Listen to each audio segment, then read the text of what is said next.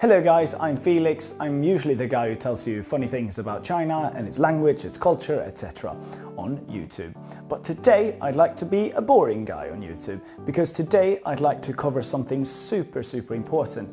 I'm a teacher, I have about 100,000 students all over the world, and 100,000 students, I guess about 100,000 of them have all committed the same mistake at one point or more during their Chinese journey. It's about how to say all in Chinese. Seemingly quite easy now, yet not so much. Now, first of all, we have the character do.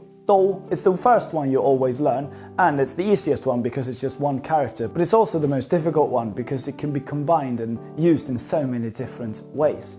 One important thing that you need to know about do, and the most common mistake here, is that people use do at the end of a sentence. Please just never do that. The simple rule here is to simply never use do or never put do at the end of a sentence, just like you never put baby in a corner. So what could we say then? Well, we could say all of us would just simply be 我们, us or we, and then do. So you put do at the end of the thing you're talking about. But remember, this gets confusing now because we can never put it at the end of a sentence, but we have to put it at the end of the thing we're referring to.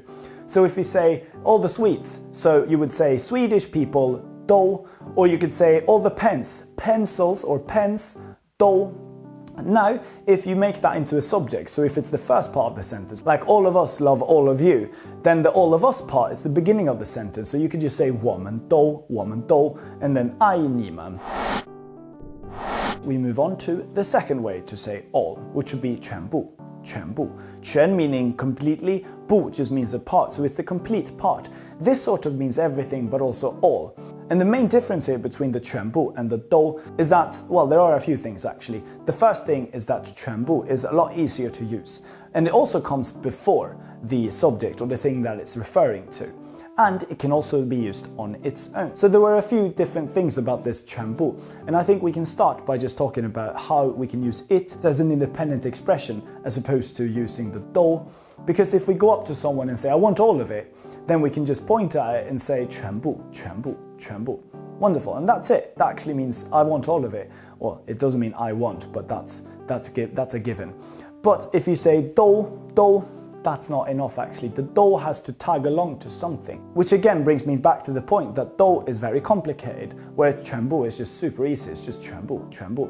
Now, if you want to say I want all of it, the literal sentence there would be 我要全部. Or one thing here that is really interesting about Chinese is how it's flexible about its syntax, as in how it combines different words across its sentence.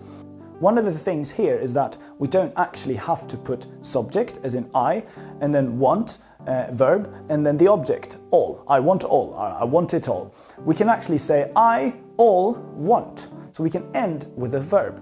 And in that case, now we're coming back to the do as well, because the do doesn't have to be at the end now. So we can say 我, 这个 we can say, or this or that, do all of this or that, all of that.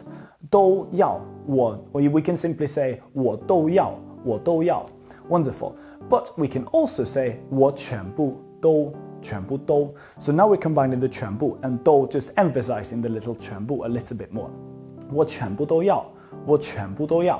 Now remember, if we said 我要全部, that would be okay. But if we say 我要全部都, that's not enough. That's incorrect simply. Therefore, if we say the 全部都, it needs to be before the verb. But again, we're thankful because Chinese is flexible and agile. So 我全部都要. Wonderful.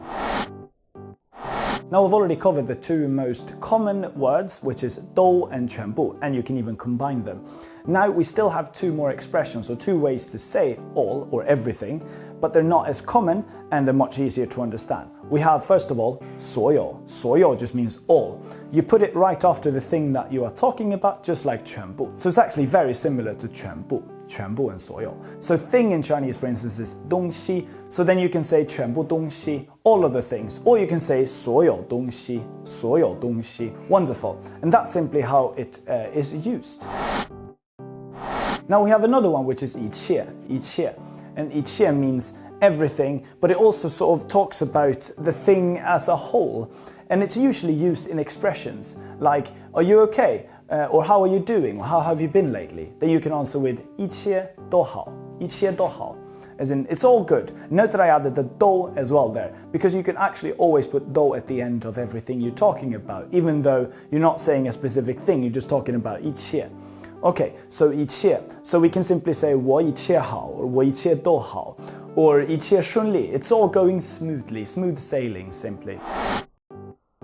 Wonderful, and that's the last word of this video. Hopefully you, well, I don't hope that you enjoyed it, I hope that you learned something, that you got something useful out of watching this one. Thank you very much for watching, and also let me know if you enjoyed that I was talking for once about, well, on YouTube here, about a few learning techniques and a few grammar rules that might strike you as boring, but very necessary, I hope you understand as well. Let me know if you enjoyed it, and thank you very much for watching, and goodbye as well. Bye bye.